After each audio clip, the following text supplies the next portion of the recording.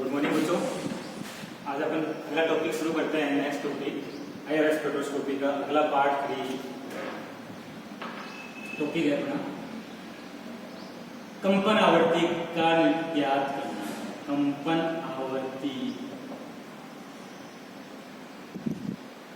Vibrational frequency.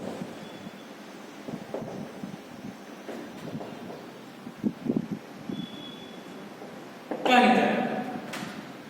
Suppose कोई molecule है, जैसे अपन उदाहरण लेते हैं इसका एक M1 का द्रव्यमान है और इस प्रकार से एक स्प्रिंग से जुड़ा हुआ है और ये कोई M2 द्रव्यमान के मॉलिक्यूल, इसका द्रव्यमान M2 है।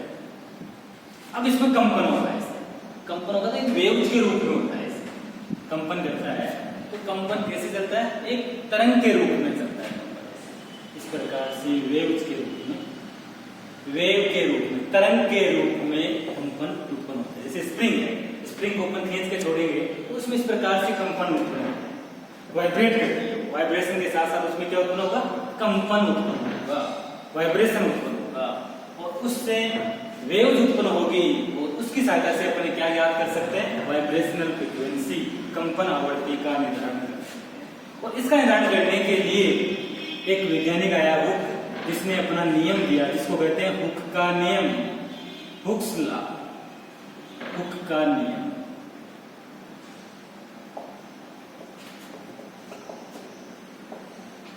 इस नियम के अनुसार अपन उसकी डेरिवेशन पर नहीं जाएंगे। हुक के नियम के अनुसार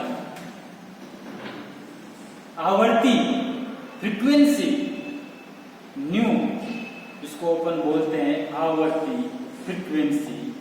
आवर्ती क्या होती है? प्रति सेकंड कंपनों की संख्या को फ्रीक्वेंसी कहते हैं, आवर्ती कहते हैं। तो आवर्ती न्यू बराबर 1/2 pi under root k upon mu होता है।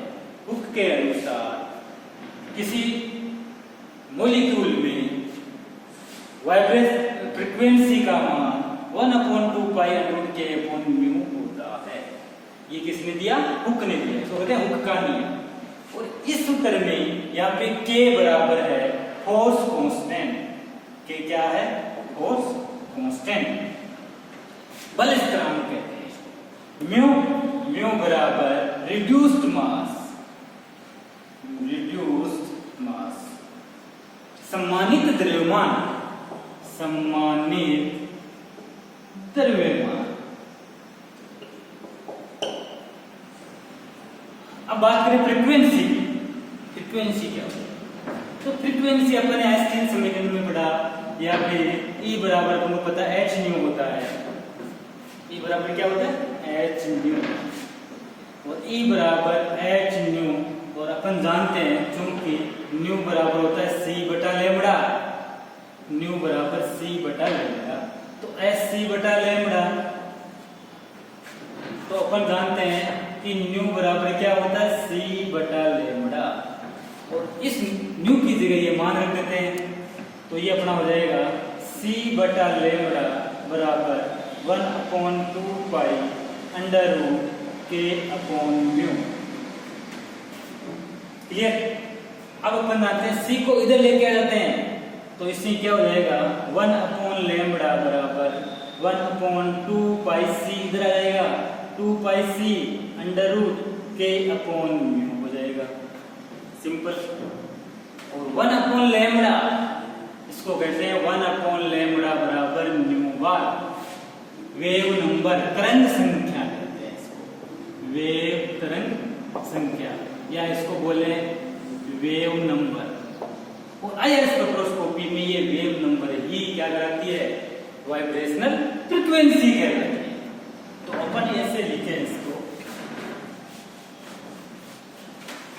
सिंपल रूप में लिखे हैं तो अपन क्या लिख सकते हैं? न्यू बार बराबर 1/2 pi c under root k upon mu. और यहाँ पे जो म्यू है ये सम्मानित द्रव्यमान है, सम्मानित द्रव्यमान। तो सम्मानित द्रव्यमान कैसे निकालते हैं? अभी बटा बने M1 स्प्रिंग जुड़ा हुआ है, ये M2, ये दो स्प्रिंग के दो जुड़े हुए हैं और अपन इसका समय द्रव्यमान निकालें दोनों मॉलिक्यूल्स, दोनों एटम्स का, तो अपन कैसे निकालेंगे? म्यू बराबर m1 m2 बटा m1 प्लस m2 की सहायता से अपन सम्मान्य द्रव्यमान ज्ञात कर सकते हैं। तो यहाँ म्यू की जगह अपन ये सूत्र, ये मान रख करके और वाइब्रेशनल फ्रीक्वेंसी का निर्धारण कर सकते हैं। तो अपन लिखे न्यू बार बराबर vibrational frequency c light velocity के है फोर्स कांस्टेंट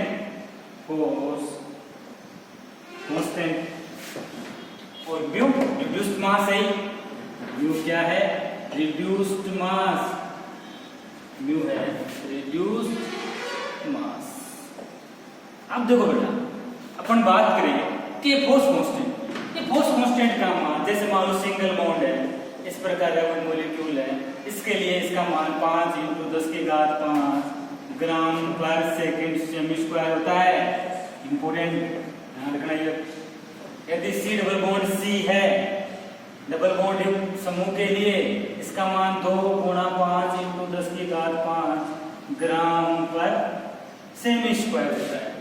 अगर ट्रिपल बॉन्ड है C ट्रिपल बॉन्ड C, तो इसके लिए इसका मान 3 × 5 × 10⁵ ग्राम पर सेमी स्क्वायर।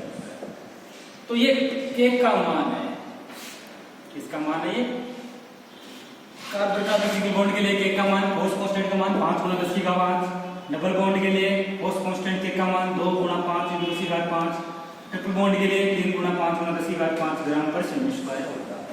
तो इसके साथ जैसे अपन alkane alkene alkyne double single double triple bond दिया हुआ है, तो फोर्स कांस्टेंट का मान भी अपन को स्टैंडर्ड मान है, अपन मान रख करके वाइब्रेशनल फ्रीक्वेंसी का निर्धारण कर सकते हैं। तो इस प्रकार अपन किसी भी ऑर्गेनिक कंपाउंड मॉलिक्यूल की वाइब्रेशनल फ्रीक्वेंसी का निर्धारण कर सकते हैं। नेक्स्ट टॉपिक है अपना fingerprint region, very important. Fingerprint region, अंगुली छाप क्षेत्र। Finger print reason,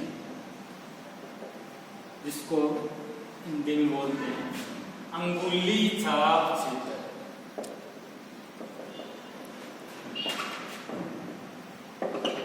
fingerprint IR spectroscopy में अपन बात करें, आईआर स्पेक्ट्रोस्कोपी में जो आई स्पेक्ट्रम बनता है वो किस प्रकार से होता है? जनरली देखो इस प्रकार से होता है, बहुत ध्यान से समझना है। Very important topic, point of exam competition के हिसाब से बहुत महत्वपूर्ण टॉपिक है।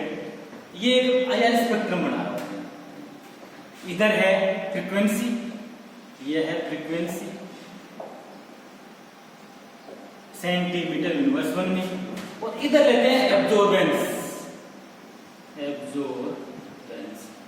और सोचना एब्जॉर्बेंस।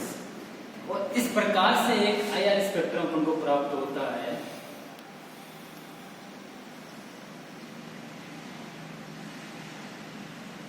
इस प्रकार से एक पैमाना प्राप्त होता है, इसको कहते हैं आईआर स्पेक्ट्रम। और ये आईआर स्पेक्ट्रम को अपन पढ़ चुके हैं कि आईआर स्पेक्ट्रम जिस आईआर रीजन में प्राप्त होता है वो होता है 667 सेंटीमीटर यूनिवर्स 1 से लेकर के और 4000 सेंटीमीटर यूनिवर्स 1 तक। ये जो क्षेत्र होता है 667 सेंटीमीटर यूनिवर्स 1 से लेकर के 4000 सेंटीमीटर यूनिवर्स 1 का क्षेत्र है, ये क्षेत्र कहलाता है आईआर क्षेत्र। और इस आईआर क्षेत्र के अंदर अलग अलग कंपाउंड्स का, मॉलिक्यूल्स का स्पेक्ट्रम अपन को इस प्रकार से प्राप्त होता है, जिसका अपन स्पेक्ट्रोफोटोमेट्री की सहायता से अध्ययन कर सकते हैं इजीली। तो ये तो एक सिंपल सा स्पेक्ट्रम कैसा होता है, आईआर स्पेक्ट्रम, एक तरफ इधर एब्जॉर्बेंस, इधर फ्रीक्वेंसी, और इस प्रकार का स्पेक्ट्रम अलग-अलग पीक्स प्राप्त होती है स्पेक्ट्रम में। इसकी सहायता से अपन आईआर रीजन 667 से 4000 सेंटीमीटर यूनिवर्स होता है। अब इस आईआर रीजन में वेरी इंपॉर्टेंट बात, इस आईआर रीजन में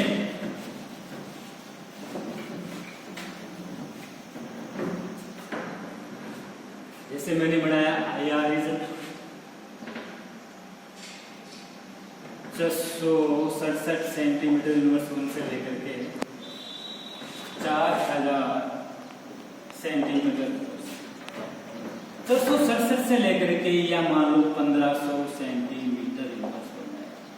तो IR स्पेक्ट्रम में 667 से 1500 सेंटीमीटर के बीच का जो क्षेत्र है, ये वाला एरिया, इस क्षेत्र को कहते हैं फिंगरप्रिंट रीजन, अंगुली छाप क्षेत्र। क्या कहते हैं इसको? Fingerprint region. तो अपन से एग्जाम में पूछे कि अंगुली छाप क्षेत्र कौन सा होता है, इजीली बता सकते हैं कि 667 सेंटीमीटर इनवर्स से लेकर के और 1500 सेंटीमीटर के बीच का जो क्षेत्र है वो कहलाता है अंगुली छाप क्षेत्र। अब इसको फिंगरप्रिंट रीजन क्यों कहते हैं? क्योंकि इस क्षेत्र के अंदर जो वाइब्रेशंस होते हैं, उन्हें पूरा बड़ा molecular vibrations, bending, stretching, scissoring, rocking, weighing, twisting, ये सब अपने पहले पूरा पार्ट फट चुके हैं। तो जो कंपन होते हैं इस 600 एरिया के अंदर वो इतने डेंस होते हैं कि आइडेंटिफाई करना मुश्किल होता है। और जो बैंड्स प्राप्त होते हैं वो मेनली बेंडिंग वाइब्रेशंस के कारण प्राप्त होते हैं, बंकन कंपन के कारण। तो इसमें जो इस क्षेत्र के अंदर मेनली कौन से कंपन होते हैं? बेंडिंग वाइब्रेशंस होते हैं, बेंडिंग वाइब्रेशंस। और इतने डेंस होते हैं, बहुत सघन वाइब्रेशंस होते हैं। और इस क्षेत्र के अंदर मुख्यतः कंपाउंड्स का अपन क्रियात्मक समूह जैसे aldehyde, ketone, alcohol, phenol, carboxylic अम्ल, इनका निर्धारण अपन इस फ्रीक्वेंसी के आधार पर हर कंपाउंड्स समूह की, ग्रुप्स की अलग अलग फ्रीक्वेंसी प्राप्त होती है, जिसके साथ से उसका निर्धारण अपन करते हैं। तो अपन गए फिंगरप्रिंट रीजन, IR स्पेक्ट्रोस्कोपी में 667 से 1500 सेंटीमीटर के बीच का क्षेत्र फिंगरप्रिंट रीजन कहलाता है। इसमें मुख्यतया फ्रीक्वेंसी कौन सी प्राप्त होती है? बेंडिंग वाइब्रेशंस प्राप्त होते हैं। ये क्षेत्र बहुत डेंस होता है, अत्यधिक सघन क्षेत्र होता है। और इस फिंगरप्रिंट रीजन को 3 भागों में बांटा गया है। ध्यान देना, 1350 से लेकर के 1500 सेंटीमीटर इनवर्स। पहला फिंगरप्रिंट रीजन को 3 भागों में बांटा गया है।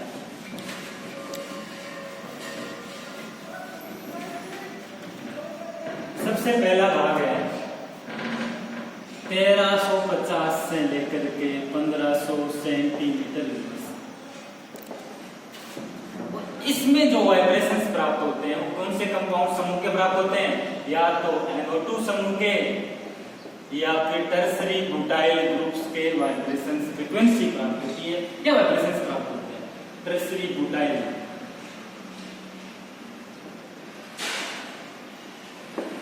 NO2 वो टर्सरी ब्यूटाइल ग्रुप के वाइब्रेशंस मुख्यतया फिंगरप्रिंट रीजन की कौन सी फ्रीक्वेंसी में प्राप्त होते हैं? 1350 से 1500 सेंटीमीटर इनवर्स के अंदर स्टैंडर्ड। दूसरा भाग 1000 सेंटीमीटर इनवर्स वन से लेकर के 1350 सेंटीमीटर इनवर्स वन। जो फिंगरप्रिंट रीजन का जो क्षेत्र है वो 1000 सेंटीमीटर से इनवर्स वन से लेकर के 1350 सेंटीमीटर इनवर्स वन के अंदर। और इसके अंदर मुख्यतया CO समूह, CO कार्बन ऑक्सीजन प्रकार के बॉन्ड की फ्रीक्वेंसी प्राप्त होती है। और इसमें कौन कौन सी आती है? इसमें या तो एल्डिहाइड हो सकता है, एल्डिहाइड, या कीटोन हो सकता है, या एसिड है, बहुत सारे जिनमें इस प्रकार का aldehyde, ketone, acid, anhydride, ester, ये सारे समूह की फ्रीक्वेंसी इस क्षेत्र के अंदर प्राप्त होती है 1000 से लेकर के 1350। और थर्ड पार्ट है below the 1000 centimetre inverse one.